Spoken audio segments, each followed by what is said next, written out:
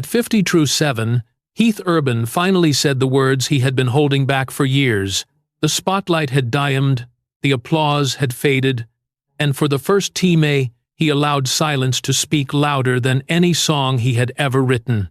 "I wasn't the man she married," he admitted, his voice trembling in an interview that stopped the entertainment world cold. Behind every perfect photograph of him and Nicole Kidman, there had been nights of withdrawal, shame, and the haunting question of whether love could really save a man from he himself. Keith Urban had always been seen as the charming country superstar, the man with a guitar, a smile, and a Hollywood marriage fairy tale. But the truth was darker, raw, and far more human. Before Nicole, before the Grammys and the sold-throughout arenas, there was a boy from New Zealand who grew up surrounded by the echoes of addiction and the chaos of emotional isolation. He had promised himself that music would be his salvation, but fame only amplified his wounds. In this confession, Urban didn't just open up about fame or failure, he revealed the breaking point.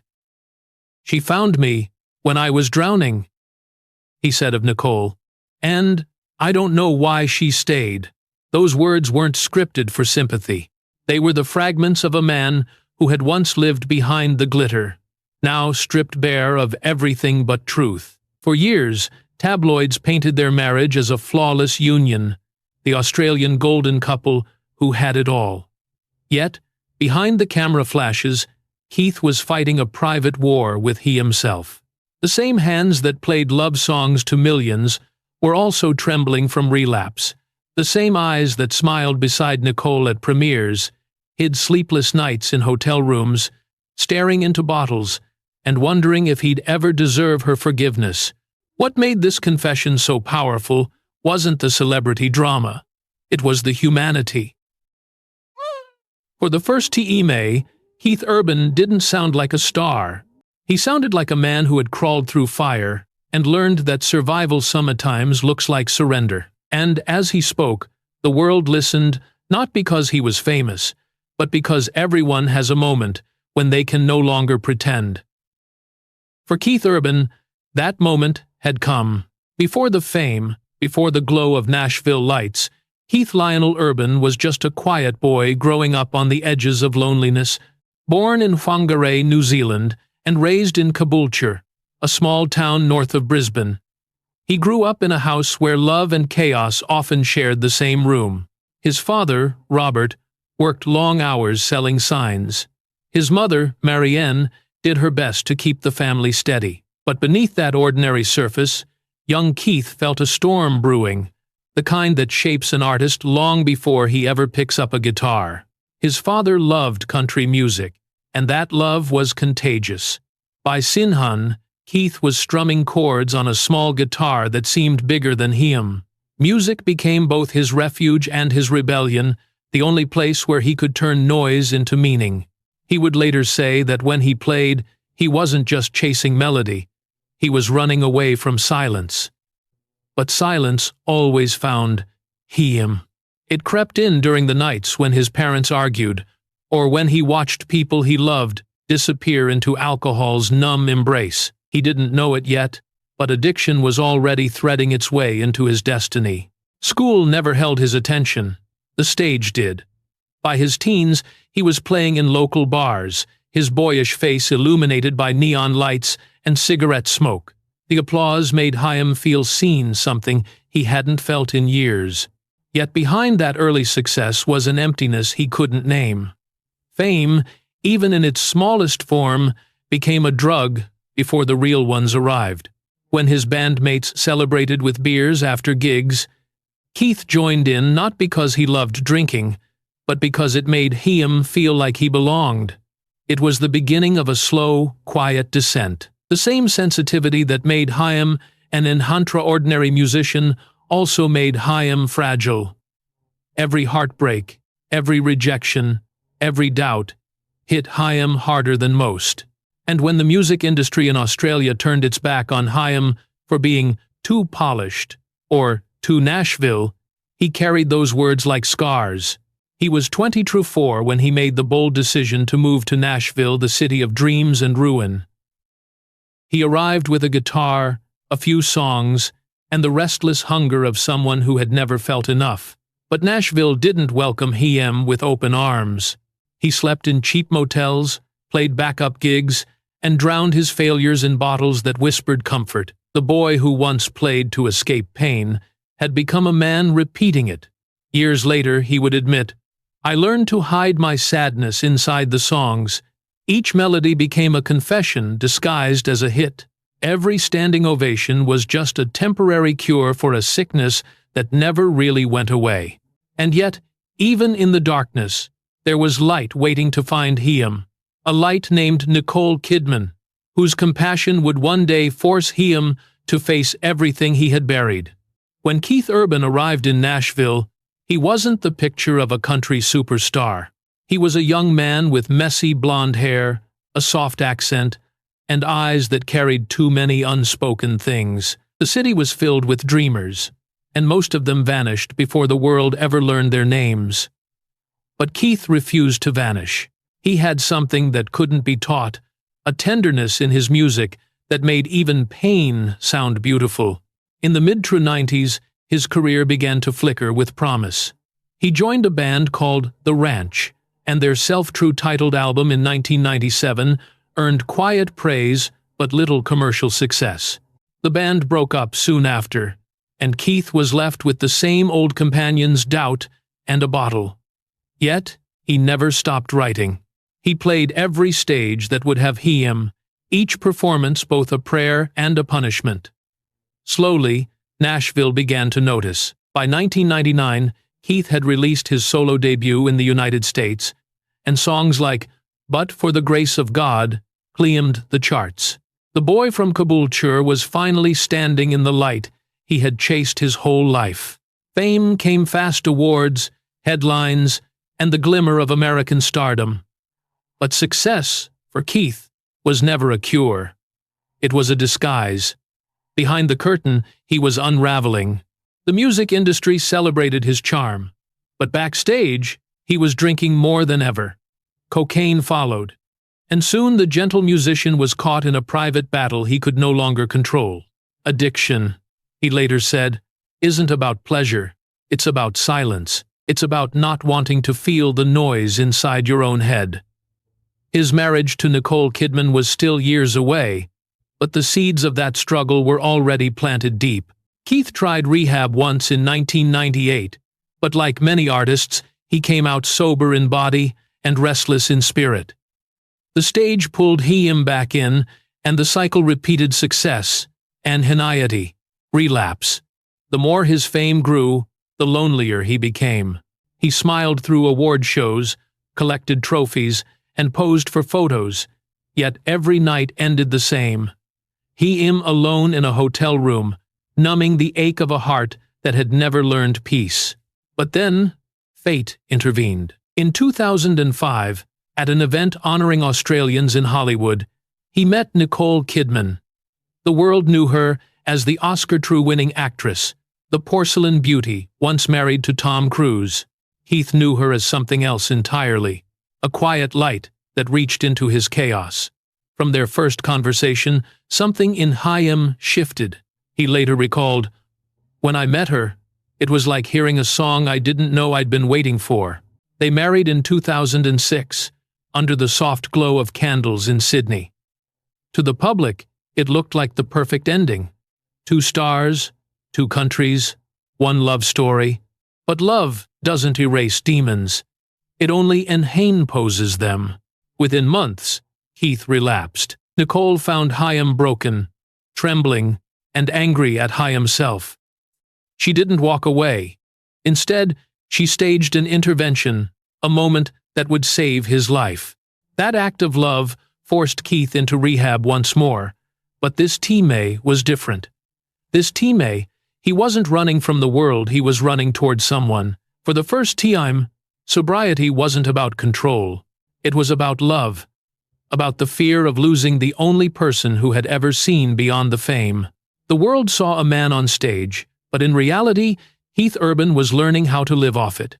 His rise had been spectacular, but his fall was what made him human. And as he began to climb again, This Time with clear eyes and a scarred but honest heart, he understood that music could heal only if he let it tell the truth. When Keith Urban speaks about Nicole Kidman, his words slow down, like he's afraid that language might break what he's trying to describe. "She saved me," he often says, but behind that sentence lies a story more complex than salvation. One of confrontation, forgiveness, and the raw labor of love. Nicole entered Keith's life at the unhacked moment. He was losing grip on it. She was luminous, disciplined, and deeply private, a woman who had already survived her own public heartbreak. After her divorce from Tom Cruise, she had sworn to guard her heart. Keith, meanwhile, was a man whose charm masked self-true destruction. They should have missed each other completely, and yet, something in her saw something in him, a spark buried beneath the wreckage. Their relationship moved fast, propelled by an invisible urgency, as if both of them knew they were meeting at a crossroads. But not long after their wedding in Sydney, the facade cracked. Keith's addiction reappeared with the quiet violence of old habits. He disappeared into himself, drinking alone, hiding the truth. And one night, Nicole made the hardest decision of her life.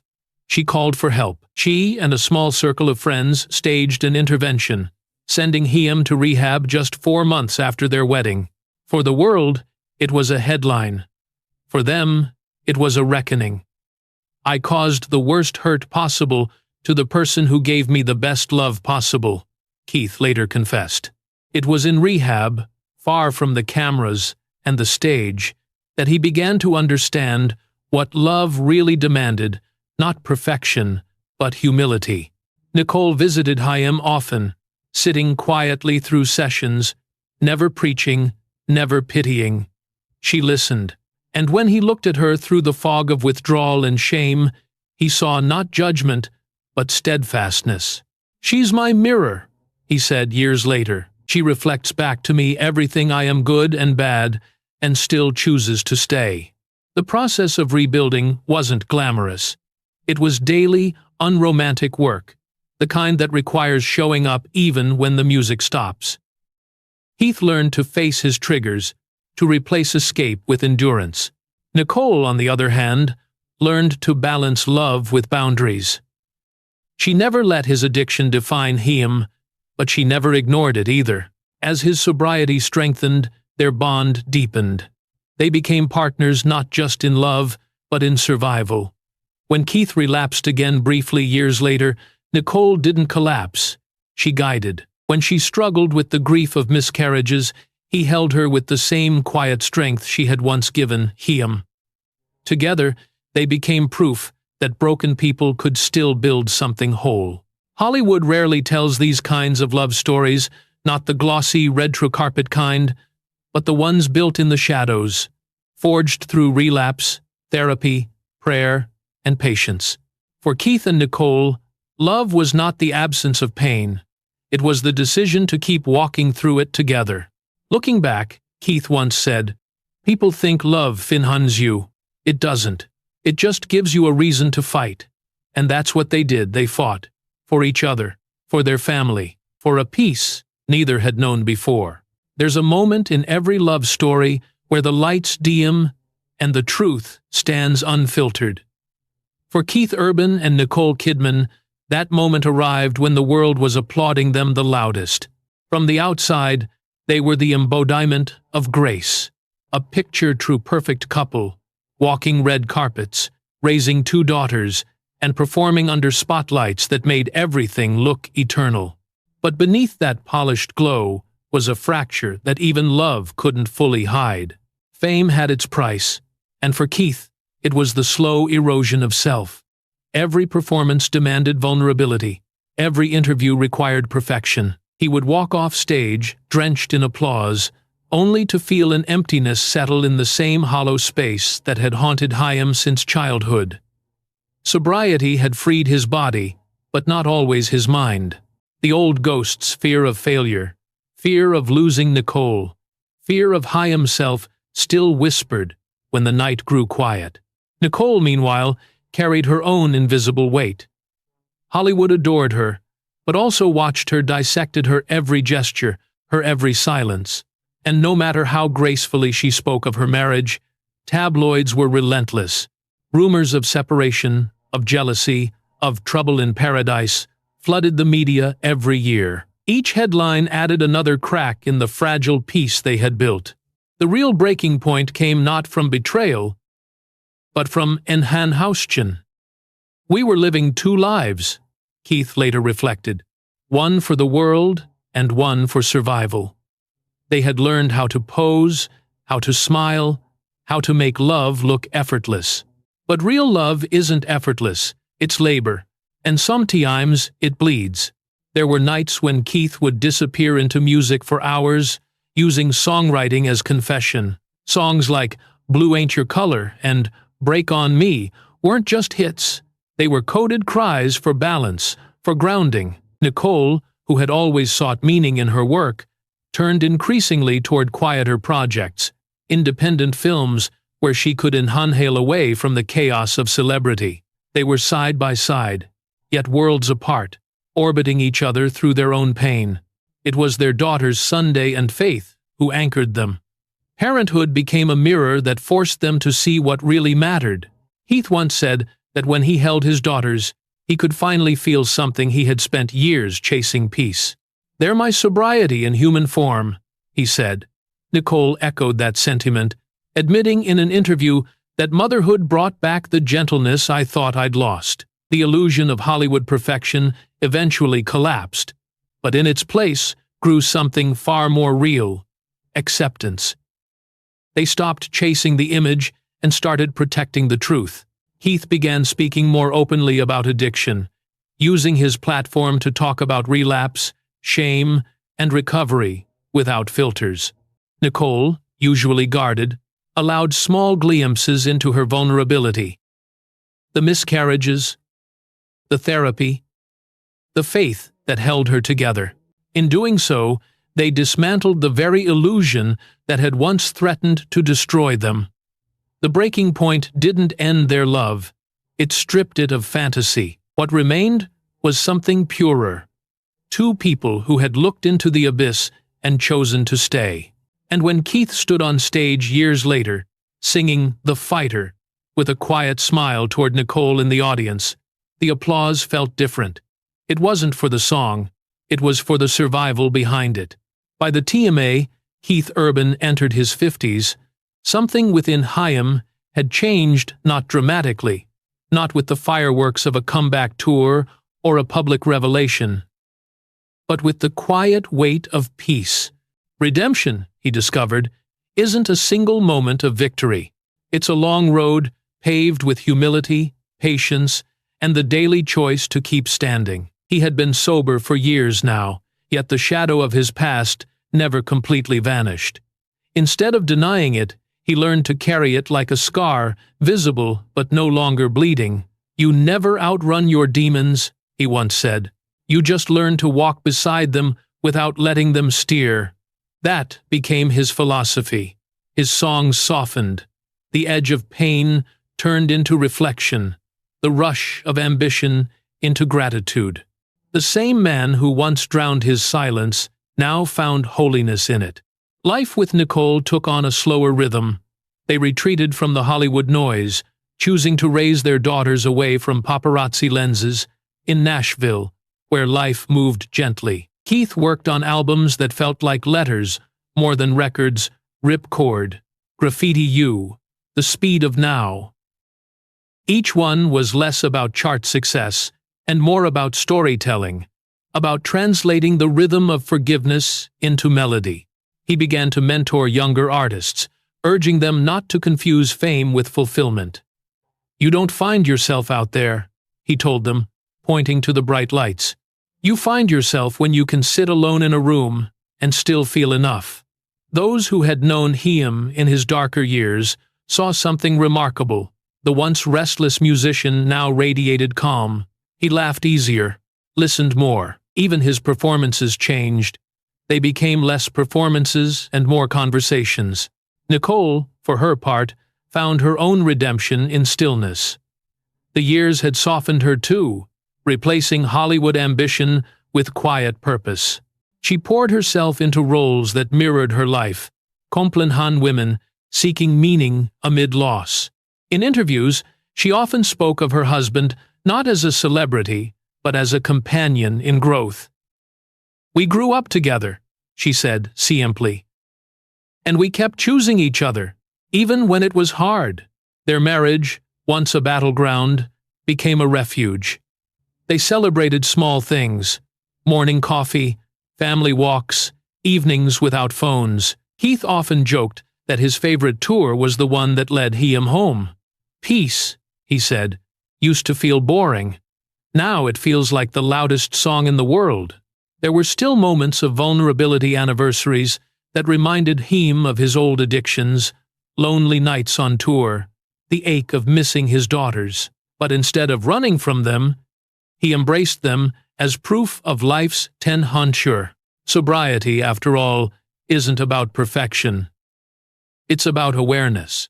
When Keith turned 50-7, he reflected on the years that nearly destroyed him and the love that refused to. He spoke candidly in an interview, "If I hadn't met Nicole, I don't know if I'd still be here. She didn't finhan me. She reminded me I was worth finhaning." It wasn't a confession of dependence, but of gratitude, the kind that only comes after surviving your own ruin. And so, the man who once chased applause learned to find music in silence, redemption in routine, and joy in imperfection. Keith Urban's story wasn't a fairy tale. It was something better, a testament that even broken chords can still make harmony if played with grace. When the noise fades and the lights go out, all that remains of an artist is the echo, the resonance of who they were when no one was watching. For Keith Urban, that echo isn't found in his gold records or sold throughout tours. It lives in the silence between notes, in the humility of a man who turned his wounds into wisdom. Looking back, he often says he never set out to be a legend. "I just wanted to play the guitar and feel alive," he told an interviewer. Yet, somewhere along the way, his journey became something larger, a map for anyone who has ever lost themselves and clawed their way back. Keith's legacy is not perfection, it's perseverance. It's proof that light doesn't erase darkness, it learns to dance with it. His music now carries the weight of time, stripped of ego, filled with humanity. Songs like "God Whispered Your Name" and "We Were" are less about romance and more about redemption, love as a mirror, faith as endurance. Younger musicians look to him not as an icon of stardom, but as a survivor who turned pain into purpose. "You can't fake peace," he told one audience softly. "You earn it every day." And then there's Nicole, his eternal counterpart, in this melody of redemption. Together, they built something rare in Hollywood, a love that aged with grace instead of fame. Their daughters, Sunday and Faith, now growing into their own voices, are the quiet continuation of that legacy. Keith has often said that if his girls inherit anything, he hopes it's not talent or fame, but resilience. "Life will break your heart," he told them once, "but if you love honestly, it will mend it too." In the end, Keith Urban's story isn't just about addiction, fame, or even love. It's about forgiveness of oneself, of the past, of the parts of us that still ache long after healing. He stands today as a man who lost everything that didn't matter and found everything that did. When he walks onto the stage now, the applause feels softer, warmer, like an embrace instead of an escape. He no longer sings to be seen, he sings to connect. Every lyric, every guitar chord, carries the same quiet promise. You can start over, no matter how many times you fall. At 50-7, Keith Urban has finally made peace with both the boy who played in barrooms and the man who nearly drowned in fame. His story reminds us that redemption is not a destination, it's a rhythm, a heartbeat that keeps going long after the song ends. And somewhere, in the glow of a stage light, he looks into the crowd, sees Nicole's familiar smile, and whispers the truth that took Chaim a lifetime to understand. Love didn't save me. It taught me how to save myself.